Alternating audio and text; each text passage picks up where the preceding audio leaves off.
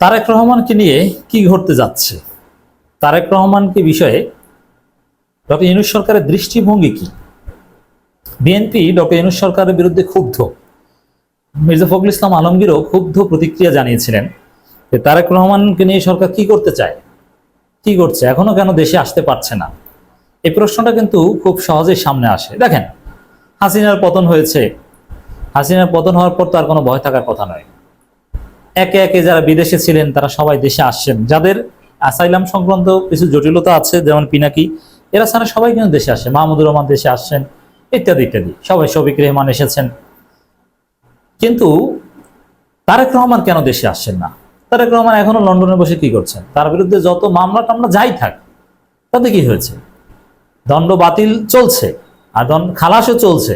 আর যদি সেটা নাও হয়, তারেক রহমান দেশে আসলে কি বা হবে? তারেক রহমান দেশে আসলে তাকে সর্বোচ্চ কিছু আইনি জটিলতায় অথবা সরকারের সাথে দরখাস্ত করলে সব সাজা বাতিল করানো সম্ভব, কিন্তু সেটা যদি সরকার রাজি না হয়, অ্যাটলিস্ট তিনি মাহমুদুর রহমানের মতো 2-3 দিন জেলে থাকবেন, দ্যাটস ইট, এর চাইতে বেশি কিছু না। দর্শক, কিন্তু তারেক রহমান দেশে আসছেন না কেন? একটা খবর, যে কোনো সময় দেশে ফিরছেন Tarique Rahman, note of exclamation. Jago News এই নিউজটা করেছে, আমরা একটা বিশ্লেষণ করব। তার আগে বলে দিতে চাই আমরা, বা প্রশ্ন রাখতে চাই, এতদিন কেন তারেক রহমান আসলেন না? হাসিনা পালালো সেই 5 আগস্ট। আমরা তো মনে করি যে 6 আগস্টেই তারেক রহমান আসার চেষ্টা করতে পারতেন। তার পাসপোর্ট সংক্রান্ত জটিলতা বা এগুলো কি আছে এটা ক্লারিফাই করুক।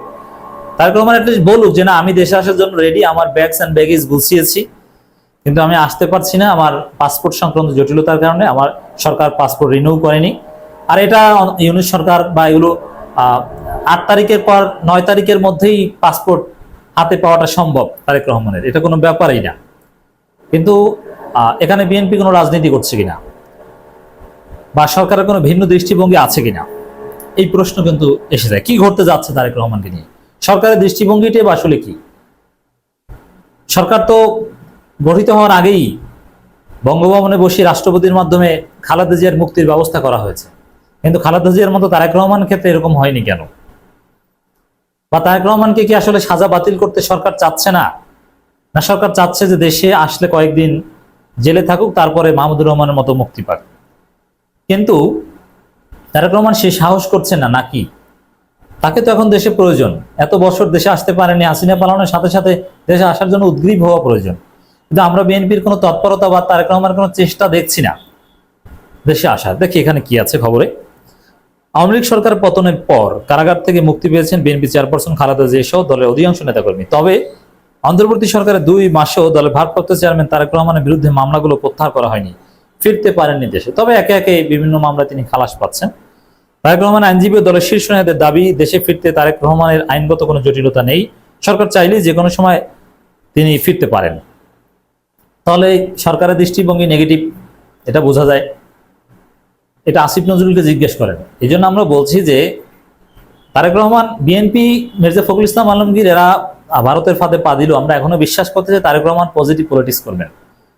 খালেদা জিয়া বিএনপিকে আওয়ামী লীগের হাত থেকে রক্ষা করবেন, ভারতের হাত থেকে রক্ষা করবেন। কিন্তু ফখরুল্লাহ চলে গিয়েছে, কারণ তারা বলে দিয়েছে যে আওয়ামী লীগের রাজনীতি নিষিদ্ধ চায় না, আওয়ামী লীগ আগামী নির্বাচনে অংশগ্রহণ করুক। এর মানে ফখরুল সাহেবরা যে ভারতের ফাঁদে পা দিয়েছেন এটা স্পষ্ট। এখন তারেক এবং খালেদা হচ্ছে আমাদের শেষ ভরসা। তারা যদি বিএনপিকে টেনে ধরেন, মির্জা ফখরুলকে সরিয়ে রিজভিকে দায়িত্ব দেন, বিষয়টা এরকম হয়। বিএনপি দলীয় সূত্র জানায় তারেক রহমান দেশে ফেরার প্রক্রিয়া এরই মধ্যে শুরু হয়েছে। জাতীয়তাবাদী আইনজীবী ফোরামের অধিকাংশ শীর্ষ নেতা এখন লন্ডনে অবস্থান করছেন। রাষ্ট্রের প্রধান আইন কর্মকর্তা এবং বিএনপির সাবেক কেন্দ্রীয় মানবাধিকার বিষয়ক সম্পাদক অ্যাডভোকেট আসাদুজ্জামান আসাদও লন্ডনে। আগামী 2-1 মাসের মধ্যেই তারেক রহমান দেশে ফিরবেন।